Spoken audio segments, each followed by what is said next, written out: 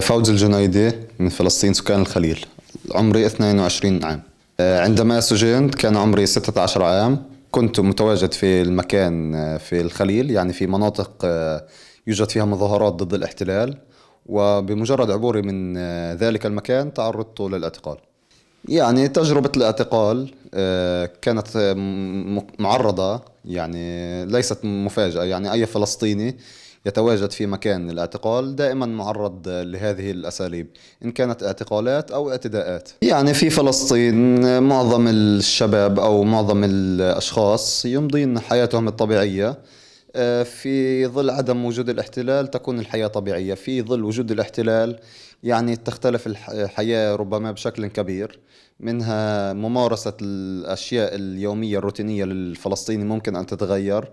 ممكن في بعض الأحيان أن تكون ذاهب لممارسة شيء تحبه والاحتلال يمنعك عن هذا الشيء. عيشة الشباب، يعني حياة الشباب تحت ظل الاحتلال دائما تكون يعني منكوبة، أو يعني محدودة بظل ما، يعني في هذه الصورة. الفلسطيني زي ما سبق وقلت لك، عندما يريد ممارسة أي شيء في حياته دائما الاحتلال ما يتواجد ويمنعه عن فعل هذا الشيء. طبعا في البداية، يعني مثلا كمثال على هذه الوضعية، أنا أعيش في الخليل وأرى هذه المشاهد يعني تقريبا يوميا. الأطفال الصغار عندما يريدون التوجه إلى مدارسهم أو العبور من مناطق يوجد فيها حواجز عسكرية يتعرضون للتفتيش، وأحيانا يتعرضون للضرب، وأحيانا أيضا وبنسبة كبيرة يتعرضون للاعتقال فقط لمرورهم من هذه الحواجز الاحتلالية. طبعا يعني الشباب في فلسطين ما زال عندهم أمل في تحرير القدس إن شاء الله.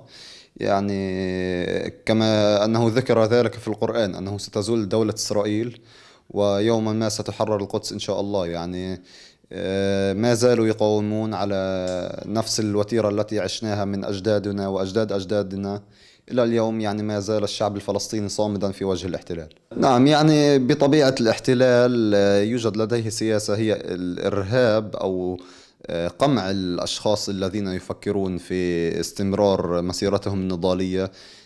يعني يلزم الشباب بالابتعاد عن هذه الأمور. لكن يعني ما نراه أنه إقبال من قبل الشبان على حب وطنهم والثورة المستمرة منهم. على مستوى الدول العربية صراحة لم نرى دعما كبير. يعني كحكومات عربية تستمر بالسياسة يعني ذاتها، هي أنه بالاعتراف بدول الاحتلال ولا يساندون. أما الشعوب العربية يعني تقف وتساند. منها رأينا يعني الجزائر، تونس، مصر، السعودية، المغرب، وجميع الدول العربية بلا استثناء كشعوب دائما يعني تعتبر فلسطين قضيتها. أيضا لا ننسى الشعب التركي بوقوفه ودعمه للقضية الفلسطينية، وباعتبارهم المسجد الأقصى من أولى أولوياتهم. ولا ننسى ذكرى سفينة مرمرة التي انطلقت إلى غزة لمساعدتها وقدمت المساعدة للفلسطينيين وتعرضت للهجوم على يد الإسرائيليين. يعني الشعب الفلسطيني يقول للأمة العربية أو للأمة الإسلامية جميعا أن تجعلوا بوصلتكم نحو المسجد الأقصى. يعني المسجد الأقصى هو أمة قضية أمة إسلامية، ليس فقط قضية فلسطين.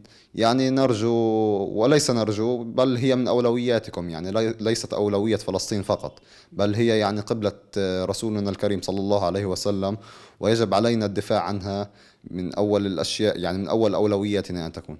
يعني كما سبق وقلت أن قضية فلسطين ليست بوصلتها لفلسطين وحدها. يجب على الأمة الإسلامية جميعها أن تقف وتتكافأ يدا بيد لمساندة الشعب الفلسطيني. ومن هنا أيضا كما سبق وقلت أنني أوجه تحية للشعب التركي على وقوفه ومساندته، وأنه يعتبر فلسطين قضيته الأولى. طبعا كل حلم فلسطيني تغرب أو عاش في دول خارج فلسطين هو يعني هدفه الأساسي العودة إلى بلده أو وطنه.